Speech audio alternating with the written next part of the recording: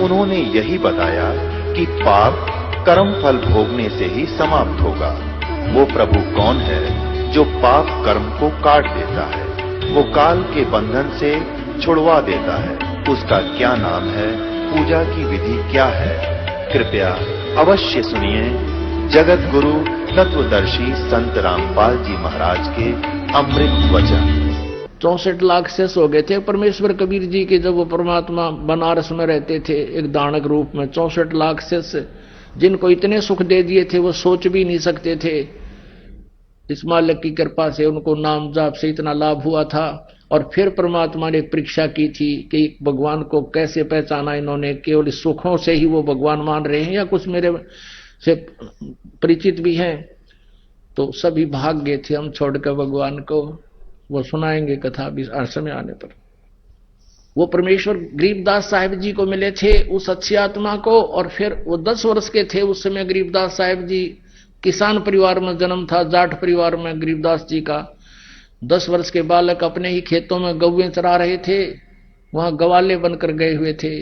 वहां से परमात्मा उनकी आत्मा को सचखंड लेकर गए थे। वो बच्चा मृत हो गया था, शरीर उसका निढाल हो गए थे। गांव वाले गांव में ले आए थे, उसको अंतिम संस्कार करने की तैयारी कर रहे थे। 5-6 घंटे लग गए थे इस प्रोसेस में। परमात्मा उस आत्मा को ऊपर लेकर गए। गरीबदास जी की आत्मा को ब्रह्मा का लोक दिखा, विष्णु का लोक, शिव जी का लोक, धर्मराज का लोक, फिर सब दुर्गा का लोक, ब्रह्मलोक। और ये जहां ये काल 1 लाख जीवों को खाता है वो स्थान दिखाया। फिर सचखंड में लेकर गए, वहां परमात्मा ने अपना वास्तविक रूप दिखाया। और फिर उस प्यारी आत्मा को वापस छोड़ दिया। फिर उस गरीबदास साहिब जी ने उस परमात्मा की महिमा का एफिडेविट दिया। अमृतवाणी में वो बोला, परमात्मा ने वो ज्ञान फीड कर दिया गरीबदास जी की अंतःकरण में। अब जैसा कि आपने सुना कि उस परमेश्वर ने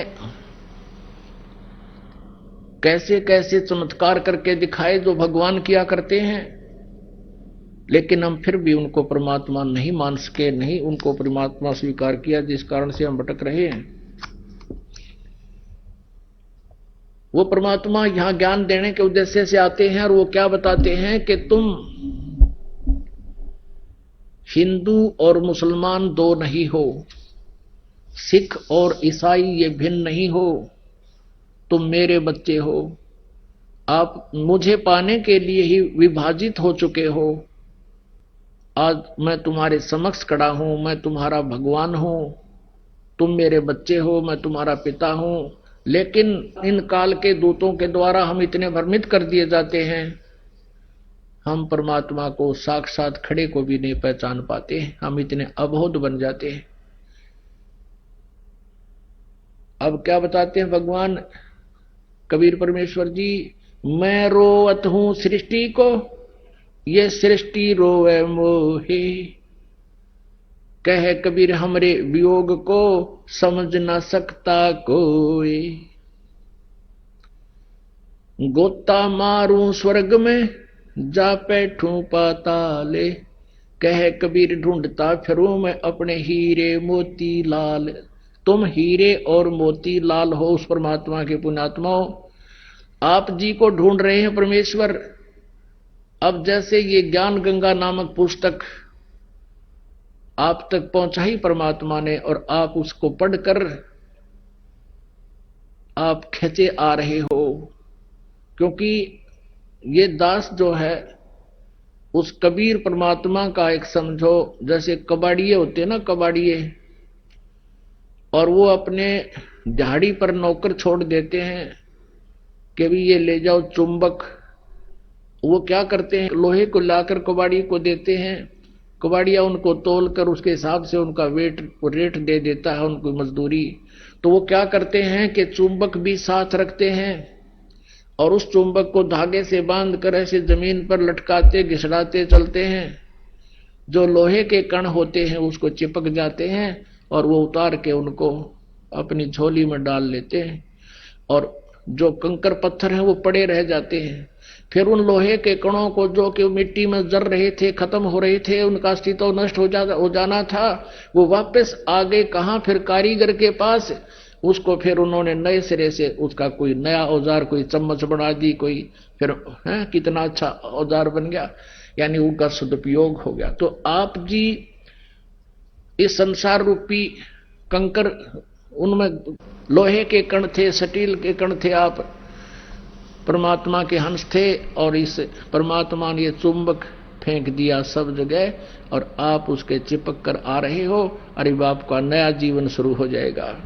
तो गरीबदास साहिब जी ने परमात्मा से परिचित होने के उपरांत प्रभु की महिमा का एक कलम तोड़ विवरण किया है।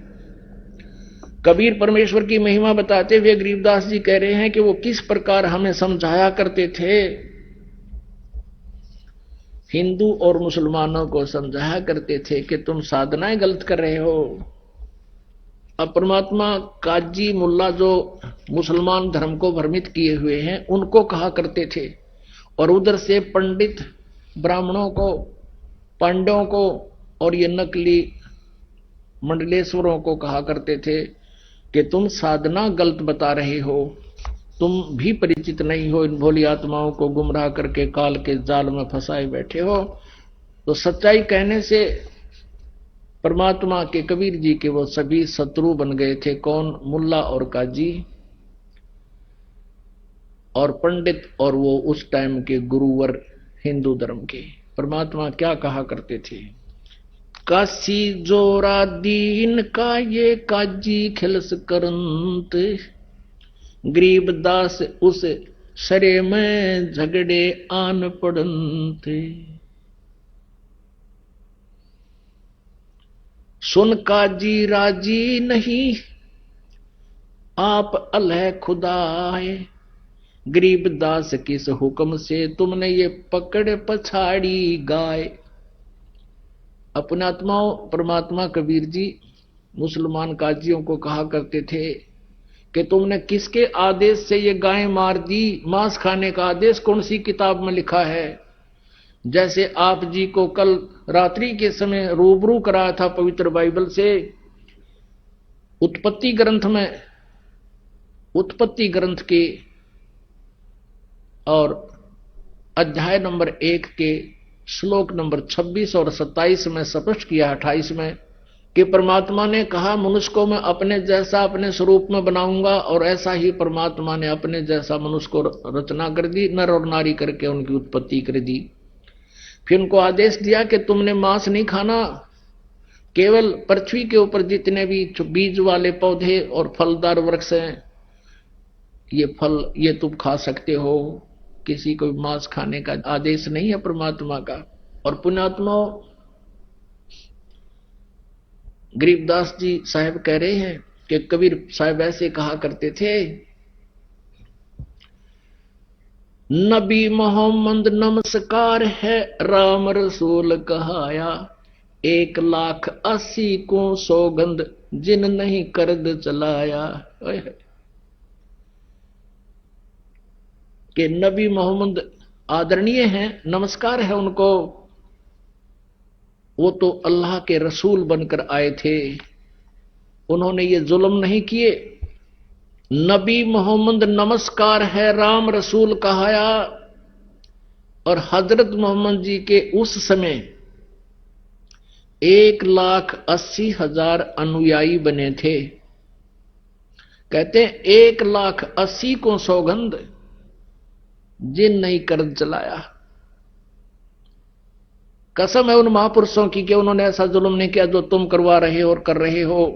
अपने आत्माओं मुसलमान धर्म को लगभग 1400 वर्ष हो गए। इसमें तो बुराई घर कर जाना कोई बड़ी बात नहीं। जैसे ये सिख धर्म है, ये तो ज्यादा से ज्यादा 500 वर्ष पुराना है, और गुरु ग्रंथ साहिब आपके पास उपलब्ध है, उसमें पढ़ के देख लो, जो कहीं भी मांस खाना और शराब पीना लिखा हो, और ये कमावे शख और बड्डे बकरे और पीवा दारू। अब से पहले इतनी बुराई करगी इस पवित्र धर्म के अंदर, तो वो तो 1400 वर्ष पुराना हो गया। और यदि ये इस बुराई का अंत नहीं हुआ और 800 वर्ष के बाद सिख धर्म के आने वाले उस ग्रुप में ये कहने लग जाएंगे हमारे गुरु जी भी ऐसे खांदे पींदे सी। ये उनकी अपनी भूल है, वो महापुरुषों ने कभी छुआ तक नहीं था। तो यहां क्या बताते हैं, नबी मोहम्मद नमस्कार है राम रसूल कहाया, 1,80,000 को सौगंध जिन नहीं कर चलाया। फिर क्या बताते हैं, अरस कुरस पर अलह तकत है। ओए होए, अरस कुरस पर, अरस माने आसमान के, कुरस माने अंतिम छोर पे। अरस कुरस पर अल्लाह तकत है और खालिक बिन नहीं खाली, वो पैगंबर पाक पुरुष थे साहिब के अब्दाली। क्या बताते हैं कि उस परमेश्वर का, कबीर भगवान का, अल्लाह अकबर का अरस कुरस पर अल्लाह तकत है। अधर दुलीचे पड़े गुरुवन के, यानी अधर माने ऊपर, दलीचा माने वो बैठन का था स्थान, उसको हम सिंहासन भी कह देते हैं, तकत भी कह देते हैं। तो कहते हैं अरस कुरस पर अल्लाह तकत है और खालिक माने परमात्मा के बिना कण भी खाली नहीं है, यानी उसकी दृष्टि से कोई जीव बाहर नहीं है। और वो पैगंबर पाक पुरुष थे जो 1,80,000 हजरत मोहम्मद पैगंबर जी के अनुयायी हुए, और अन्य जितने भी ईसा जी, मूसा जी, जितने महापुरुष हुए, कहते वो तो पवित्र आत्माएं थी, वैसा जुल्म नहीं करते थे जैसा तुम कर और करवा रहे हो। अरस कुरस पर अल्लाह तकत है, खालिक बिन नहीं खाली, वो पैगंबर पाक पुरुष थे साहिब के अब्दाली। अब उसी दृष्टिकोण से कह रहे हैं कि तुम कौन सी किताब में लिखा जो तुम ये जुल्म कर रहे हो, क्योंकि परमात्मा ने जो आदेश देना था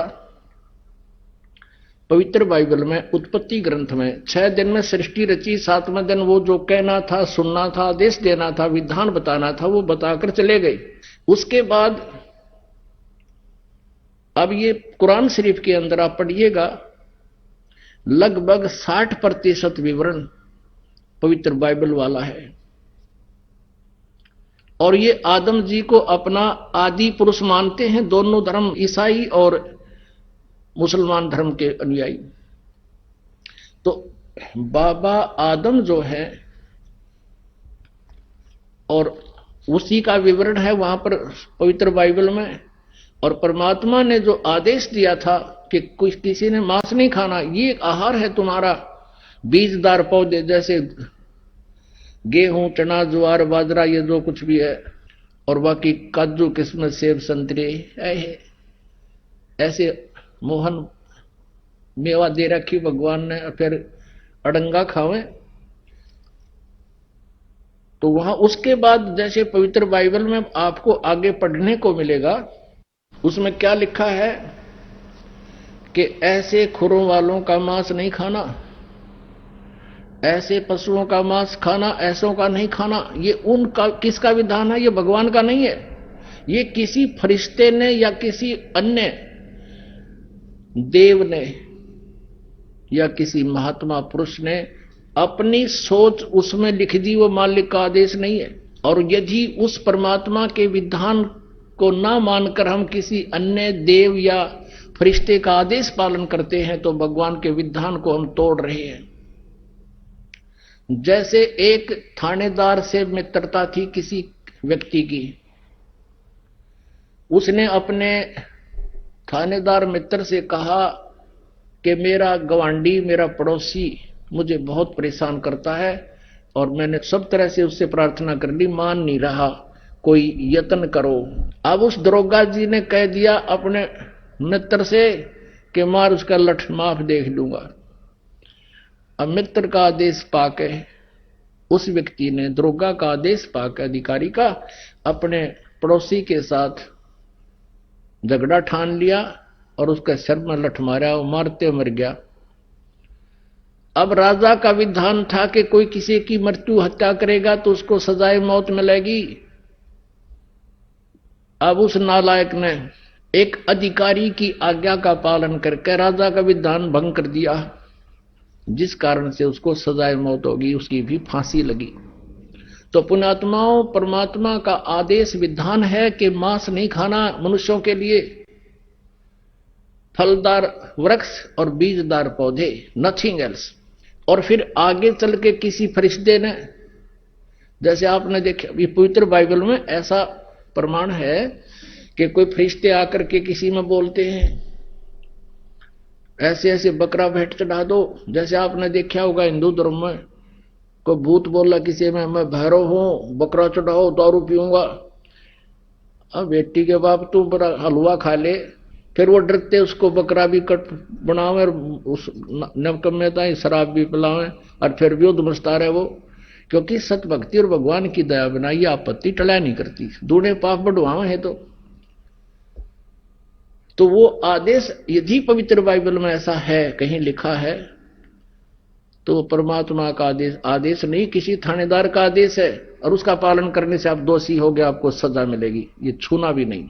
सुन काजी राजी नहीं आप अलह खुदा, गरीबदास किस हुक्म से तन पकड़ पछाड़ी गाय। अब कबीर साहब की महिमा को गरीबदास जी सुना रहे हैं और बता रहे कबीर साहब की और उन काजियों की वार्ता। परमात्मा कबीर जी कह रहे हैं कि एक काजी तेने किसके आदेश से गाय मार दी, कत्ल कर दिया इसका।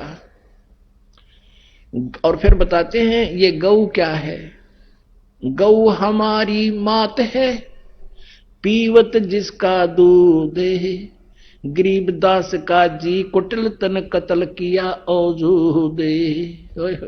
अब जिसका हम दूध पीते हैं उसको मां की दृष्टि से देखते हैं। पहले गाय ही होती थी अपने भारतवर्ष में, भैंस नहीं थी। अब गऊ भी माता है और भैंस का दूध पीवांगे तो भैंस भी माता है, और बकरी का दूध पीवांगे तो बकरी भी माता है, यानी आदरणीय है वो। फिर उनका मांस खाएं तो क्या कहते हैं, गऊ हमारी माता है, पीवत जिसका दूध, गरीबदास का जी ही कुटिल तन कत्ल किया औजूद। गऊ अपनी अम्मा है, तापर छुरी निभा, गरीबदास घी दूध को ये सब ही आत्म खावे। अब परमात्मा परमेश्वर कबीर जी कितनी यानी हमारे हित की बात कहा करते थे, लेकिन वो स्वार्थी व्यक्ति परमात्मा के शत्रु बनते चले गए। कि गऊ अपनी अम्मा है, इस पर छुरी न बाह।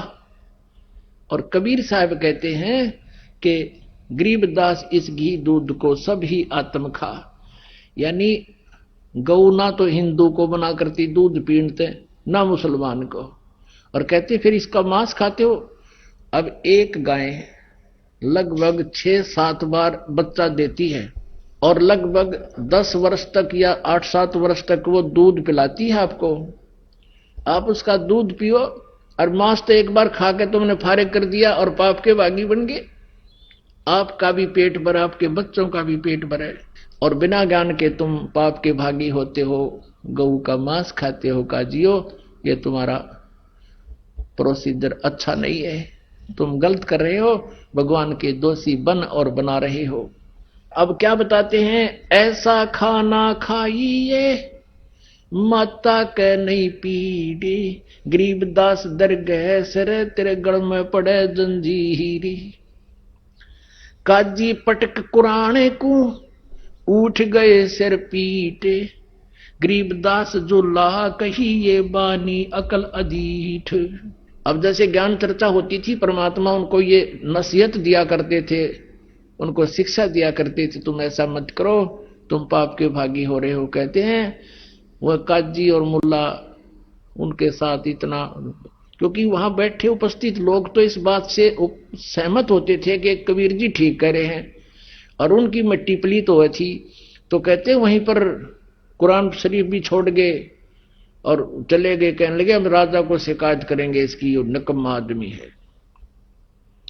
और क्या बोले, जुल्हा दीन बिगाड़िया काजी आए फेरे, गरीबदास मुल्ला मुर्ग अपनी अपनी बेरे।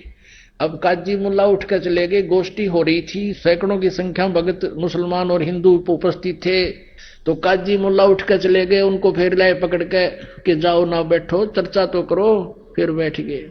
अब परमात्मा क्या बताते हैं, मुर्गे से मुल्ला बनो तुम, मुल्ला फिर मुर्ग, गरीबदास दो जग धसोगे, तुम न पावे नहीं स्वर्ग। अब क्या बताते थे कि परमात्मा का विधान है, आज मुर्गे को तुम काट रहे हो, बकरी गाय को काट रहे हो, अगले जन्म में काजी तू तो मुर्गा होगा, मुर्गा, और मुर्गा बनेगा काजी, ये तेरी गर्दन काटेगा, ये तुम्हारा टेट फॉर टेट सदा बना रहेगा। तो ऐसा जुर्म ना करके तेरे को आगे फिर ये मुर्गा बनकर शीश देना पड़ेगा इसको। फिर क्या बताते हैं, काजी कलमा पढ़त हो और बाँचो फिर कुराने, है गरीबदास इस जुल्म से तेरे डूबे दोहू जिहान, कि एक तरफ तो तुम कलमा पढ़ते हो, जैसे मंत्र होता है ना अपना मंगलाचरण हम पढ़ते हैं, और गायत्री मंत्र यजुर्वेद के 36वें अध्याय का 3रा श्लोक है, उसको मंत्र को पढ़ा करते थे। तो वो तो कहते तुम पवित्र वाणी कलमा तो पढ़ रहे हो भगवान की महिमा का, और उधर से गाय काट रहे हो, अरे तेरा गजब वो ये के बात हुई, इधर से तुम भक्ति कर रहे हो और वो जुल्म कर रहे साथ की साथ। काजी कलमा पढ़त हो तुम और बाँचो फिर कुराने, इसे पवित्र ग्रंथ को भी पढ़ते हो और फिर तुम गाय बकरे मुर्गे काटते हो। गरीबदास इस जुल्म से थरे डूबे दो जिहान, यानी दोनों स्थान बिगड़ जाएंगे, ना तुम यहाँ के रहोगे ना तुम स्वर्ग जा सकते, यहां भी तुम इब्रान माटी यानी पाप के भागी होगे। अब परमात्मा दोनों धर्मों को कहा करते थे, यानी काजी और मुल्ला और पंडितों को, दोनों दीन दया करो मानो बचन हमारे, गरीबदास गौ सूर में एक बोलन हारे। ओए होए, अब देख कितनी विनम्रता से बोल रहे हैं कबीर परमेश्वर के, दोनों धर्म दया करो और मानो बचन हमार। और कबीर साहब कहते हैं और सूर और गऊ में एक सा ही जीव है। फिर क्या बताते हैं, सूर गऊ में एक है गाय भखो न सूर, गरीबदास सूर गऊ का दोहों का एक नूर, मुल्ला से पंडित भय पंडित से भय मुल्ले, गरीबदास तज बैर भाव तुम कर लो सुल्ल मुसुल्ले। अब क्या बताते हैं कि हिंदू वाले पंडित तनों के मुल्ला काजी और ये मुसलमान काफिर हैं, और मुसलमानों के काजी और मुसलमान कहते हिंदू काफिर हैं।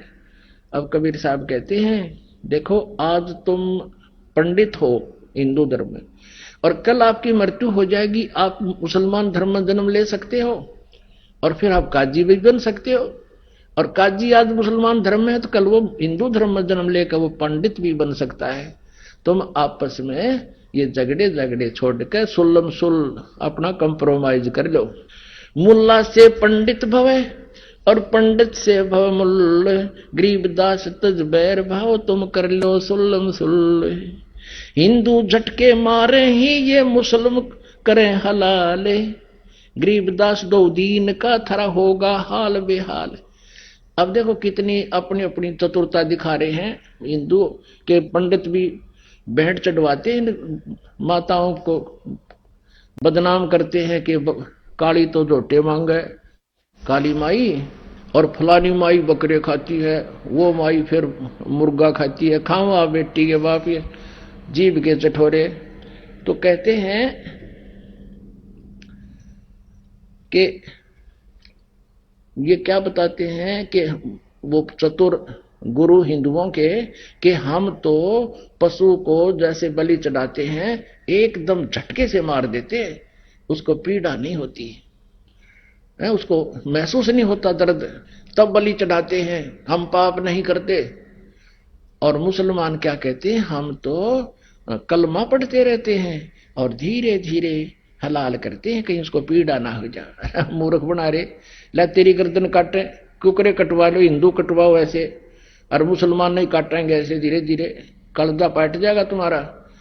तो क्या कहते हैं परमात्मा, पुण्य आत्माओं जैसे वाजिद जी जैसे महापुरुष ने राज त्याग दिया परमात्मा पाने के लिए, और शेख फरीद जैसे मुसलमान महापुरुष ने अपना तनमन वार दिया परमात्मा पाने के लिए, कुएं में लटक गए वापस ऊपर पैर बांध के वृक्ष के, और 12 वर्ष तक साधना करते रहे, सूख गया पिंजर भी, शरीर पर मांस नहीं रहा, अस्थि पिंजर नजर आने लगा। जब कौवे आ गए उसकी आंख खाने के लिए और शरीर पर कोई खाने की वस्तु नजर नहीं आई उन्होंने, और सोच लिया कि ये व्यक्ति मर गया है। तब शेख फरीद ने कहा था कि हे भाई कव्यो, वो मुसलमान था, मुसलमान मांस छू है नहीं, मुसलमान वो है जो मांस को हाथ भी नहीं लगावे। शेख फरीद ने कहा था कव्यो मेरी आंखें मत खाना, मुझे अल्लाह के दीदार की आशा है, मेरे शरीर पर कहीं पर भी तुम्हें मांस शेष दिखाई देता वो मांस खा लो मेरा, पर मेरी आंखें ना छेड़ना, मुझे भगवान के दर्शन की इच्छा है। तो पुण्यात्मा वो थे मुसलमान जिन्होंने कभी मांस छुआ नहीं और अपने कुर्बानी कर दी कि मेरा तुम सब कुछ खा लो पर मुझे मालिक मिल जाए, मेरी वो व्यवस्था ना खराब करना। और यदि जो प्रोसीजर तुमने अपना रखा है हलाल करके कलमा पढ़कर और ऊपर मस्जिद में जाकर आवाज लगाता है मुल्ला या काजी कि हे अल्लाह ये रूह बकरे की आत्मा को भिष्ट में स्थान दीजिए। अब परमात्मा कहा करते कबीर जी, जय या रूह तैं भिष्ट पठाई तो कर तदबीर कबीला भाई। कबीर परमात्मा उन काजी और मुल्ला को कहा करते थे, यदि तू अपने इस प्रोसीजर को, इस वे ऑफ वर्शिप को स्वर्ग जाने की मानता है, तुझे कॉन्फिडेंस है, तो अपने परिवार को भेज, उसको कर हलाल सबको और आदेश दे भगवान को कि इसको स्वर्ग में रखना, मेरे परिवार आ रहा है। यदि कोई मंत्री बन जा और उसको कहीं प्लाट अलॉट करने का आदेश आ जाए ना, वो बकरियां का नंबर ना आने दे, अपने बालका का, अपने रिश्तेदारों का, अपनी पत्नी का, बहन का, भाई का, सबसे पहले उनका फार्म भरेगा, बकरियां का कौन नंबर आने दे। तो कहने का भाव ये है कि यदि तुमको ये पर पूरा विश्वास है कि ये बकरियां इस प्रकार बकरे के हलाल करने मात्र से और ये कलमा पढ़ देने से ये स्वर्ग चला जाता है, तो बकरियां का नंबर कोई नहीं आने दे। तो परमात्मा की इन खरी खरी बातों से, सच्चाई से वो सारे चंगर गए, क्योंकि राज तजना सहज है और सहज त्रिया का ने और मान बढ़ाई ईर्षा, ये दुर्लभ तजना ये, और ये तजे बिना भगवान नहीं मिल सकता। हिंदू झटके मारे ही ये मुस्लिम करें हलाले, गरीबदास दोनों दीन का थारा होगा हाल बेहाल। वहां देखियो थारा के बक्कल उतरेगा। बकरी कुकड़ी खा गए ये गऊ गधारा सूरे, गरीबदास उस भिष्ट में तुमसे अल्लाह दूरे। भगवान तो निकट भी ना हो थारे, इसे नाला कहां गए। रब की रूह मारते और खाते मोरे मोरे, गरीबदास उस नरक में नहीं खुन्नी को ठोरे। घोड़े ऊंट अटक नहीं ये तीतर क्या खरगोश है, गरीबदास इसे कुकर्मी से अल्लाह है सो को से।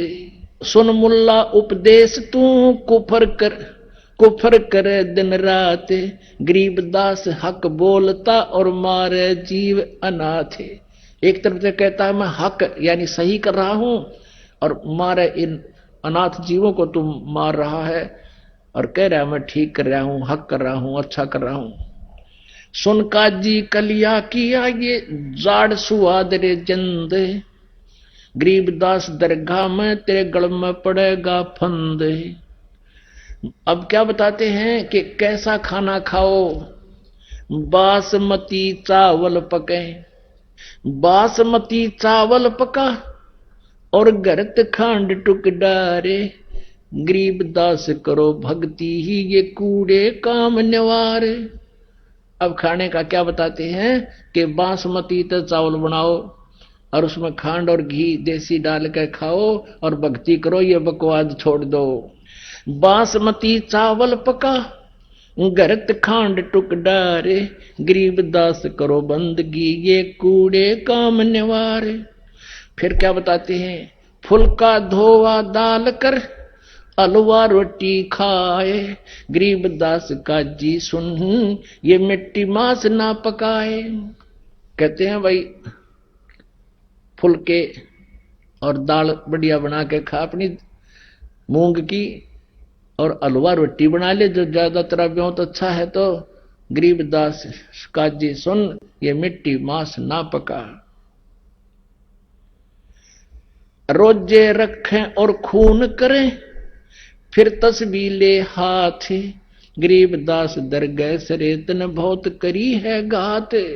कबीर साहब कहा करते, दिन में तो तुम रोजे रखो, व्रत रखते हो भगवान के लिए, और सामने वो कर्म बिगाड़ दिया, मुर्गा मार दिया, बकरा काट दिया, है तरह के से भैया। काजी खिलस उठाए दे तज रोजे की रीत। गरीबदास अल्लाह बजो ये समय जावेगा बीत।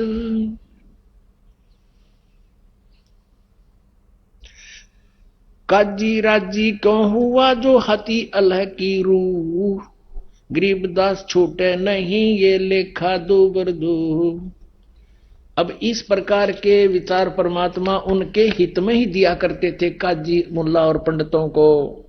लेकिन परमात्मा की वाणी है कि कहें साची माने बुरी यही परीक्षा नीच। कि उनके भले की कहें भली वो माने बुरी यही परीक्षा नीच। अब परमात्मा के तो हिंदू भी उसी के बच्चे हैं और मुसलमान भी उसी की आत्मा है। अब वो तो उनको पता है परमेश्वर को कि ये काल के द्वारा प्रेरित हैं और काल चाहता है इनके इतने कर्म बिगड़वा दूं, इनको फिर नरक में ठोक दूं, गणे जनते इनकी आंखें ना खुलें, या फिर गधे कुत्ते बनाकर छोड़ दूं, कहीं इनको परमात्मा का पता ना लग जाए, सच्चाई का ज्ञान ना हो जाए। अब काल प्रेरणा से काजी और मुल्ला चिंगर गए, बिगड़ गए और बहुत बड़ा बुरा माना, भगवान के साथ बहुत बदतमीजियां की। अंत में क्या हुआ, एक बार सिकंदर लोधी चला गया काशी में, क्योंकि वो सिकंदर लोधी दिल्ली का बादशाह था और वहां काशी का जो नरेश था, राजा था, वो वीरदेव सिंह बघेला। वीर सिंह बघेला कबीर परमेश्वर जी की शक्ति और ज्ञान से परिचित होकर के, उनकी महिमा से परिचित होकर के उनका शिष्य हो गया था। अब वो पंडित और काजी इसलिए वो शांत थे, वहां चुप बैठे रहते थे, कबीर जी के साथ तो खसते रहते थे, लेकिन राजा के पास नहीं जाते थे शिकायत करने कि वो तो इनका शिष्य है। एक बार सिकंदर लोधी दिल्ली का बादशाह, उसके अंतर्गत सभी छोटे नरेश आते थे, वो पहुंच गया काशी में और लग गया दाव नकलियों का। अब वो काजी और मुल्ला हजारों की संख्या में इकट्ठे होकर पहुंच गए राजा सिकंदर लोधी के पास। सिकंदर लोधी ने कारण पूछा कि आज कैसे इतने समूह इकट्ठा होकर आया है, क्या आपत्ति है आपको, बताइए। उन्होंने क्या बताया, उन्होंने क्या बताया कि एक हिंदू कबीर नाम का है और उसने हमारे इन मुसलमान धर्म की बेइज्जती कर दी। वो कहता है कि मांस मिट्टी मत खाओ और हमारे मुसलमान धर्म की क्रियाओं को गलत बताता है और अपने आप को भगवान बताता है। नमक मिर्च और लगाए दी। तो सिकंदर लोधी ने कहा कि लाओ पकड़ के। यूं आदेश पाते ही एक व्यक्ति को पकड़ने के लिए 10 सिपाही पहुंचे, लाए पकड़ कर परमात्मा ने। अपनात्मा वहां हजारों की संख्या में हिंदू मुसलमान दर्शक बैठे, राजा बैठा। राजा ने कहा कि तू कौन है, तू अपने आप को भगवान बताता है, यदि तू अल्लाह का रसूल है तो तेरी परीक्षा लेते हैं। एक गऊ मंगा दी, क्योंकि परमात्मा कह रहे थे गऊ मत मारो पाप होगा, तो ये तो उल्टे पड़े फिर भूंड की तरह। तो गऊ मंगाई और कहा कि इसको हम कत्ल करते हैं तेरे सामने और तू जीवित कर देना कबीर, अगर तू अल्लाह है या उसका रसूल है। हमारे अल्लाह हजरत मोहम्मद ने गाय को मारकर जीवित कर दिया था। अब हजरत मोहम्मद जी ने गाय को कैसे मारा था, उसने वचन से मारा था, शब्द से, अपनी आध्यात्मिक शक्ति से, और आध्यात्मिक शक्ति से ही जीवित कर दिया था, उसका मांस नहीं खाया था। और तुम करो रीस नकल, परमात्मा ने उनको बताया। फिर भी उन्होंने कहा कि ये गाय काट दी हमने, क्या बगाऊ थी, पेट में बच्चा था, मां बेटों का 4 टुकड़े हो गए। अब सिकंदर लोधी ने कहा कि अब बोल, तू क्यों बैठा है, चुप कर, जीवित नहीं तेरी गर्दन काटेंगे। परमात्मा खड़े हुए और कहा, हम ही अलखला हैं कुतुब गोस और पीर, और कह कबीर खालिक दनी हमरा नाम कबीर, मैं हूं अल्लाह अकबर, और हम ही पूरी सृष्टि के मालिक हैं, हम ही अलखला हैं कुतुब गोस और पीर, गरीबदास खालिक दनी मेरा नाम कबीर। दोनों माँ बेटा के एक थपकी उसका मारी, एक बच्चे का है, दोनों के शरीर जुड़कर जीवित हो गए, और गाय के नीचे बच्चा लाकर दूध की बाल्टी भर दी कबीर परमात्मा ने। बोलो बंदी छोड़ कबीर साहेब की जय।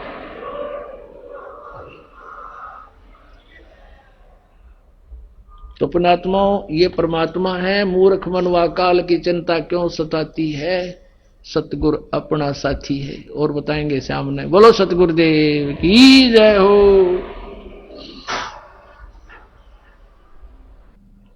परम पिता परमात्मा पूर्ण ब्रह्म सारी सृष्टि के रचनहार,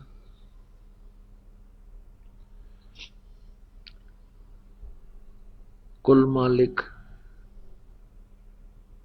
कबीर परमेश्वर जी की असीम कृपा से आप चंद पुण्यात्माएं परमात्मा की महिमा सुनने के लिए यहां आश्रम में पहुंच पाए।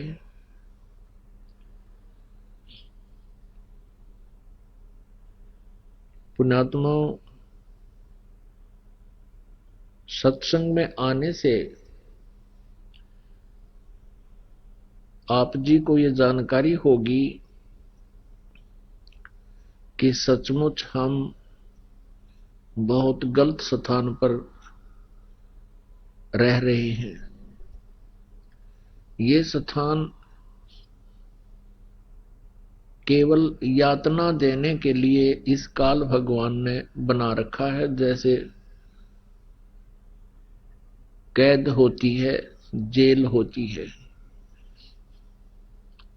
तो यहां प्राणी को कैसे इस पृथ्वी लोक पर यह भेजता है, और यहां परमात्मा की तरफ से कोई सुविधा नहीं है। यहां का जो भगवान है, यहां का जो स्वामी है, वो काल है, और जिसका नाम काल है तो उसमें रहम नहीं होता है, उसमें दया नाम की चीज नहीं होती, जिसका नाम काल है। और ये गीता अध्याय नंबर 11 के श्लोक नंबर 32 में स्वयं कह रहा है कि अर्जुन मैं काल हूं, और अब इन सभी सैनिकों का, सभी लोगों का नाश करने के लिए अब प्रवृत्त हुआ हूं। तो इससे अंडरस्टूड है कि यहां जो दुख हमें दे रखा है शायद ये कम ही हो, क्योंकि काल जो है वो केवल दुख ही दे सकता है, सुख नहीं दे सकता। इसी कारण से आप जी कहीं किसी कामवश जंगल में गए हैं, खेतों में कार्य कर रहे हैं या मजदूरी कर रहे हैं, एकदम ओले गिरने लग जाते हैं, सिर में लगो, आंख फुटो चे टांग टूटो, भागकर इधर उधर किसी वृक्ष या मकान की शरण ले लें तो जान बच सकती है, अन्यथा नहीं। कहीं पर फ्लड आ जाती है, लाखों व्यक्ति बह जाते हैं, मर जाते हैं। अन्य प्राणियों का तो कहना ही क्या, वो कितनी कितनी संख्या में मरते हैं, बिलों में, अन्य स्थानों पर। कहीं पर भूकंप आ जाता है, वहां पर भी कई हजारों लाखों की संख्या में प्राणी, मनुष्य, मानव समाप्त हो जाते हैं। आराम से लेट रहे हैं, भूकंप आया, पूरा इलाका नष्ट हो गया, हाहाकार मच गई। ये कोई स्थान है? ये कोई रहने के लायक है? एक राजा है, यहाँ का राजा तो हम सुप्रीम पावर मानते हैं, मुख्यमंत्री हुआ, प्रधानमंत्री हुआ, और उसकी दुर्गति 1 सेकंड में हेलीकॉप्टर क्रैश हो गया, उसके हड्डों का पता नहीं कहां गिरे जाके। तो यहां परमात्मा याद दिलाते हैं कि तुम इस गलत स्थान पर रह करके इस काल के द्वारा ये झूठे सुख को प्राप्त करके भूल गए हो उस पूर्ण परमात्मा को। हमें याद दिलाते हैं परमेश्वर, कबीर कहां गर्बियो ये काल गह करके से, ना बेरा का मारेगा के घर के परदेशो। परमात्मा कहते हैं, ए भोले जीव, तू किस चीज पर अभिमान किए फिरता है? एक छोटी सी पोस्ट पा करके, एक छोटे से टुकड़े का मुखिया बनकर, राजा या मंत्री, प्रधानमंत्री बनकर तू कहां रह रहा है? ये काल गह करकेश, यानी तेरे बाल पकड़ेगा जब तेरी अंत समय आएगा, और वो अंत समय ना जाने कहां आ जाएगा। घर भी आ सकता है, और परदेश में तू गया है वहां भी आ जाएगा, तो वहीं तुझे मार डालेगा, छोड़ेगा नहीं। कहां जन्मे कहां पाले पोसे, खूब लड़ाए लाडे, ना जाने इस देह के है कहां खंडेंगे आड़े। पुण्यात्मा, परमात्मा की ये वाणी आप जी ने हृदय में धारनी पड़ेगी। और इस गंदे लोक में यदि तुम थोड़ा बहुत सहारा भी चाहते हो, सुख भी चाहते हो, प्रोटेक्शन भी चाहते हो कि ऐसी आपदाएं ना आवे हमारे ऊपर, तो इस परमेश्वर कबीर जी की शरण ही ग्रहण आपने करनी पड़ेगी। यदि पूरा विश्व आज इस परमेश्वर की शरण में आ जावे और ये दास जो नाम जाप और विधि और मर्यादा बता रहा है इसका पालन कर ले, पुनः फिर सतयुग जैसा माहौल शुरू हो जाएगा। सतयुग में क्या होता है कि बहुत लंबी आयु हो जाती है, क्योंकि अकाल मृत्यु नहीं हो सकती, ये काल फिर अटैक नहीं कर सकता, और आपस में बहुत ही अच्छा प्रेम बनेगा, या लूट खसोट रिश्वतखोरी हाहाकार मची है। इस माया ने सबको अंधा बना दिया। ऐसे बड़े बड़े मंत्री और मुख्यमंत्री, प्रधानमंत्री तक के ऊपर ये भ्रष्टाचार के आरोप लगते हैं। शर्म की बात है, क्योंकि इंसान की जमीर खत्म होगी। क्यों होगी? क्योंकि तत्व ज्ञान से परिचित नहीं है, भगवान के विधान से परिचित नहीं है, आध्यात्मिक कर्मों से परिचित नहीं है। इसी कारण से हम गलतियों पर गलती करते जाते हैं। एक माया के कारण ही भाई से भाई शत्रु बन जाता है, बहन भाई की शत्रु बन जाती है, भाई बहन का शत्रु बन जाता है। माता पिता की कदर रही नहीं, माया माया दिखाई देती, शर्म रही नहीं, लाज रही नहीं। पुण्यात्माओं, परमात्मा कबीर परमेश्वर जी की शरण में आने से आप जी ये सोच भी नहीं सकते, हे परमात्मा, हम पहले वही व्यवसाय था, वही हमारा जॉब था, वही नौकरी थी या कोई व्यवसाय था, और हम सारा दिन भटकते रहते थे, रात को भी नींद नहीं आती थी, और ओवर टाइम भी करते थे, फिर भी हमारा गुजारा ढंग से नहीं हो रहा था, और टेंशन ग्रस्त रहते थे। इस परमेश्वर की शरण में आने से, क्योंकि ये ज्ञान ऐसा हो जाएगा आपको, और फिर साथ भगवान का आपके साथ हो जाएगा, आपके सबसे पहले ये टेंशन समाप्त करेंगे। और आप ये सोच भी नहीं सकोगे, हे भगवान, उसी पैसे में, उसी ही नौकरी में, तनख्वाह में आज हम बहुत अच्छी तरह अपना गुजारा भी कर रहे हैं और 2 पैसे हमारे पास भी रह रहे हैं। इसके एक कारण तो ये होगा कि आपका जो बीड़ी, शराब, मांस, तंबाकू, ये पैसा जो व्यर्थ होता था वो आपका सेविंग में आ जाएगा। दूसरा ये होगा कि आप डॉक्टरों के यहां जाते थे। पुण्यात्माओं, जब इंसान के पाप कर्म बढ़ जाते हैं, बताते हैं हमें आकर के कि जी थोड़ा सा सिर में दर्द हुआ था, डॉक्टर के पास गए, सीटी स्कैन बोल दिया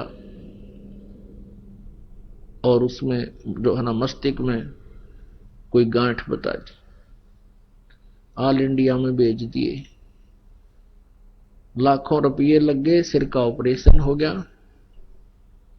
और कुछ दिनों के बाद फिर जो की जो सती थी फिर होगी। एक गांठ निकाल दी तो गांठ तोड़ भी हो सके हैं, क्या फाइनल हो गया काम फिर इसमें?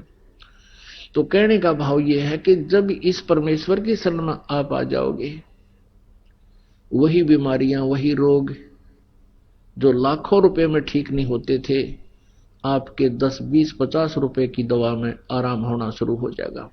बहाना करता है परमात्मा, थोड़ी बहुत औषधि भी लेता रहे और साथ में परमात्मा की भक्ति करे, फिर देखना कैसे होता। तो पुण्यात्माओं, ऐसे बहुत से भक्त आते हैं, वो बताते हैं कि जी पहले हमारे साल भर में कम से कम भी 20,000 रुपए का मेडिकल का खर्चा होता था, डॉक्टरों का।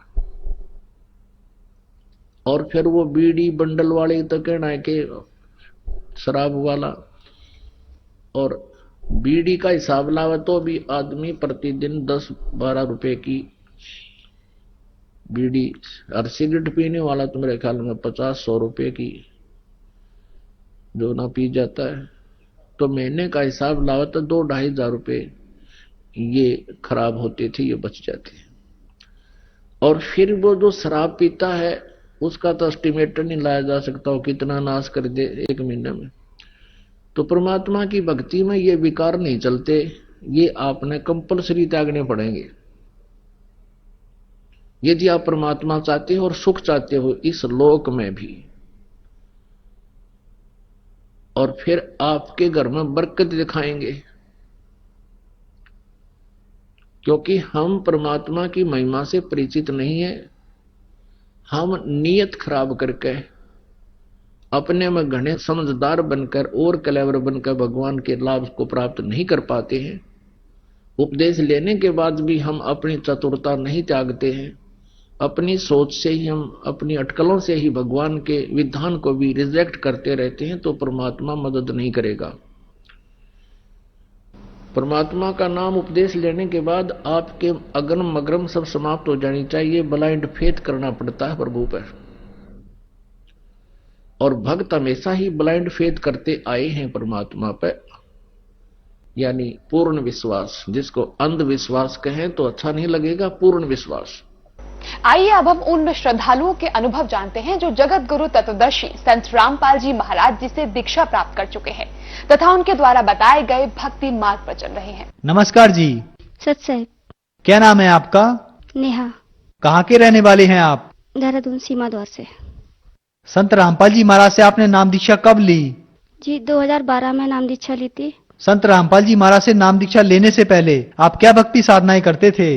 मैं कृष्ण जी की भक्ति करती थी, कान्हा जी की काफी पूजा पाठ करती थी और बस उन्हीं की पूजा करती थी। उसके बाद करीब शादी के बाद से मैं काफी भूत प्रेतों के चक्कर से परेशान थी, ऊपरी अला बलाएं मेरे ऊपर काफी रहती थी, तो उन्हीं को मानती थी और इधर उधर जो पूजा पाठ करते हैं, दिखाते हैं चावल वावल, उनको दिखाने जाती थी। बस उतनी देर तक आराम रहता था जितनी देर मैं वहाँ पे हूँ, जितनी देर इलाज चल रहा है।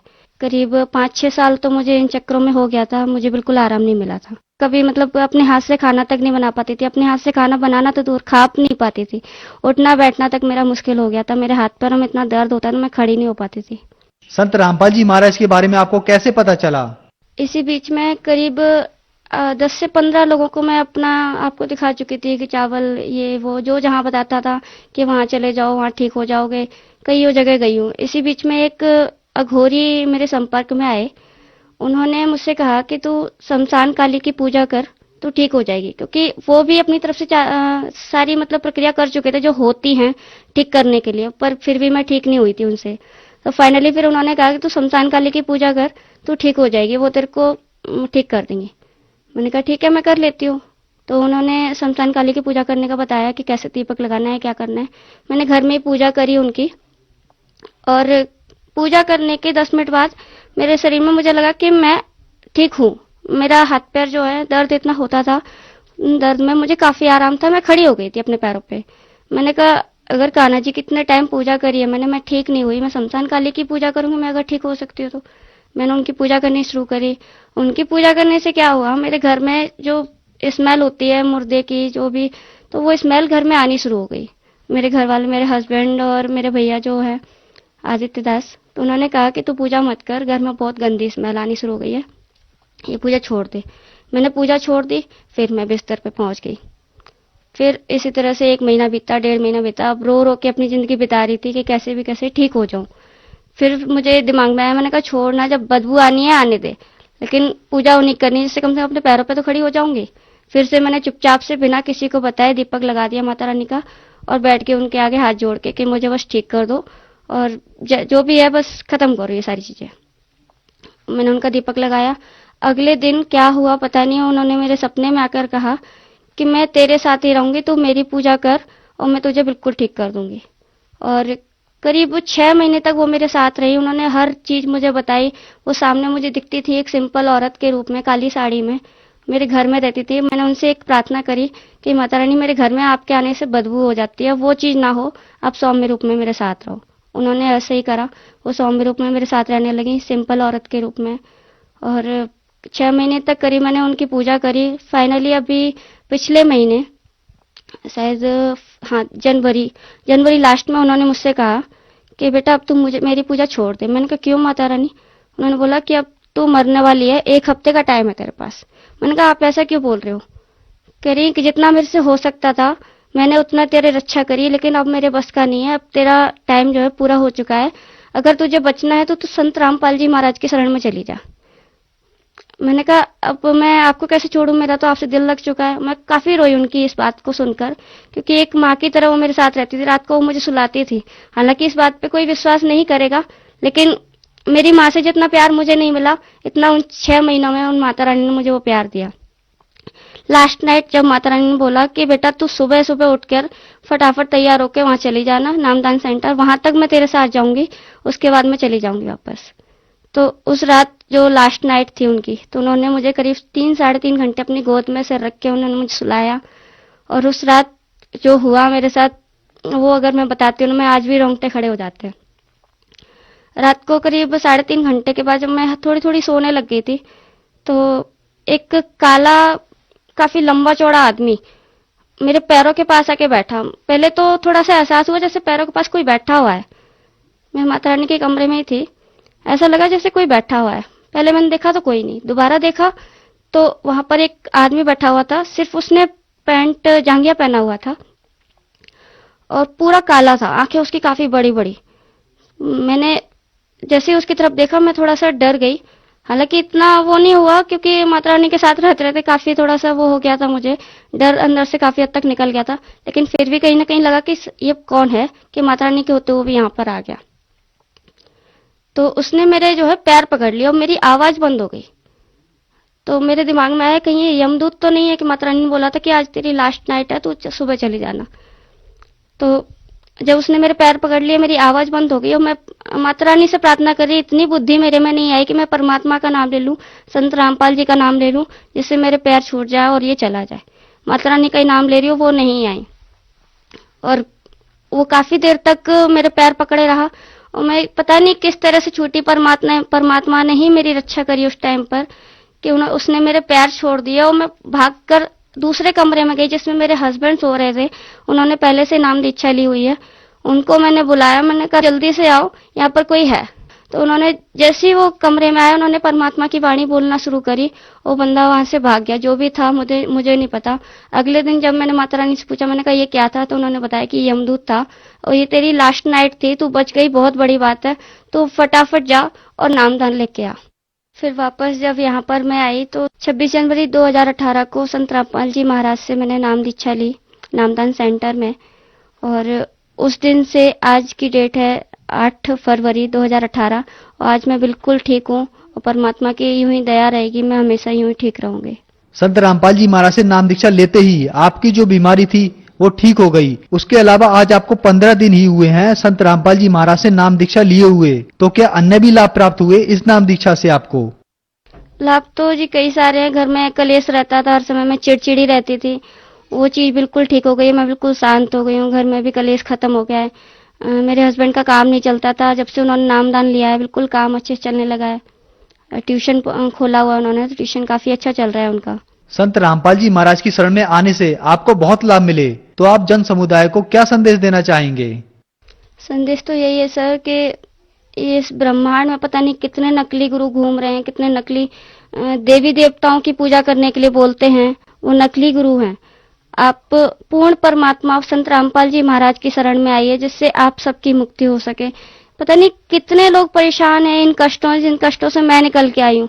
मैं भी यही सोचती थी काश मेरे पास कुछ ऐसी चीज हो जिससे मैं लोगों की परेशानी दूर कर सकूं, लेकिन परमात्मा जो कर सकते हैं वो कोई भी नहीं कर सकता। पूर्ण परमात्मा स्वयं भगवान इस धरती पे आए हुए हैं। आप उनकी शरण में आइए, हर कष्ट दूर होगा, हर परेशानी दूर होगी। आपने कहा कि जब माता रानी की शरण में थी तो माता रानी ने आपको कुछ दिन के लिए राहत दी, लेकिन जब आपकी मौत आई तो माता रानी ने आपके सिर से हाथ हटा लिया और उन्होंने ही आपको खुद कहा कि अब संत रामपाल जी महाराज की शरण में जाएं, वहां ही आपको जीवन दान मिल सकता है।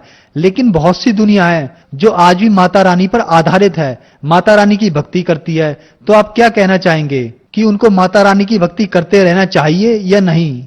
संत रामपाल जी महाराज वेदों के मुताबिक ही भक्ति देते हैं और वेदों में लिखा है कि जो तत्वदर्शी संत की शरण में होता है उसकी जान जो है तब तक नहीं जाती जब तक वो मतलब उसकी भक्ति पूरी ना हो जाए, वो इस संसार से सारी चीजें पूरी ना कर ले। जैसे उसका कोई काम रह रहा है, बच्चे छोटे हैं और काल लोक की जो पूजा करता है वो कब निकल जाएगा पता नहीं चलता, काल कब उसको उठा लेगा पता नहीं चलता। लेकिन परमात्मा की शरण में, संत रामपाल जी की शरण में जो रहता है उसकी भक्ति जब तक पूरी नहीं जाती, सारे काम पूरे नहीं जाते, तब तक परमात्मा उसको जाने नहीं देते, उसको अपने साथ लेके जाते हैं, सतलोक लेके जाते हैं। संत रामपाल जी महाराज ही तत्वदर्शी संत हैं और अकेली मैं ही नहीं हूँ जिनको जीवन दान मिला है।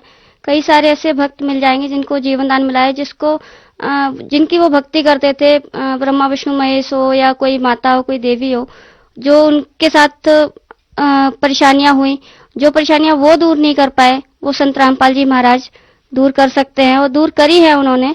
संत रामपाल जी महाराज ने ही मुझे जीवन दान दिया है, जो कि माता रानी के बस में नहीं था, उन्होंने ही मुझे यहाँ पर भेजा। संत रामपाल जी महाराज ही पूर्ण परमात्मा कबीर साहब का अवतार है। संत रामपाल जी महाराज की शरण में आने के लिए क्या करना होगा? जी, टीवी पर जो चैनल आते हैं इन पे परमात्मा की वाणी चलती है शाम के टाइम, उस पे नीचे काफी सारे नंबर्स होते हैं, उस पे कॉल करके आप नामदान सेंटर का एड्रेस ले सकते हैं और एड्रेस पे जाके आप नामदान ले सकते हैं। काफी चीजें हैं, ज्ञान गंगा की पुस्तकों का जो पुस्तक बांटते हैं उसमें भी नंबर्स हैं काफी, उसमें जाकर आप कांटेक्ट कर सकते हैं। आपने बताया कि संत रामपाल जी महाराज से नाम दीक्षा आपने अभी कुछ दिन पहले ही ली, लेकिन संत रामपाल जी महाराज जेल में हैं। हालांकि माता रानी ने आपको बता दिया था कि आप संत रामपाल जी महाराज की शरण में जाएं और आपको जीवन दान भी, आपको ऐसा लगता है कि संत रामपाल जी महाराज ने ही दिया, तो संत रामपाल जी महाराज फिर खुद जेल में क्यों हैं? जिन कान्हा जी की मैं पूजा करती थी, इतनी भक्ति करती थी, वो तो स्वयं जेल में ही पैदा हुए थे। उससे क्या फर्क पड़ता है कि परमात्मा जेल में है, संत रामपाल जी जेल में, पर महापुरुष हैं, वो तो लीलाएं तो करेंगे ही। अब ये तो हम अज्ञानियों की बातें हैं कि हम कहते हैं कि भाई वो जेल में नहीं है, वो हर जगह है। धन्यवाद जी। धन्यवाद।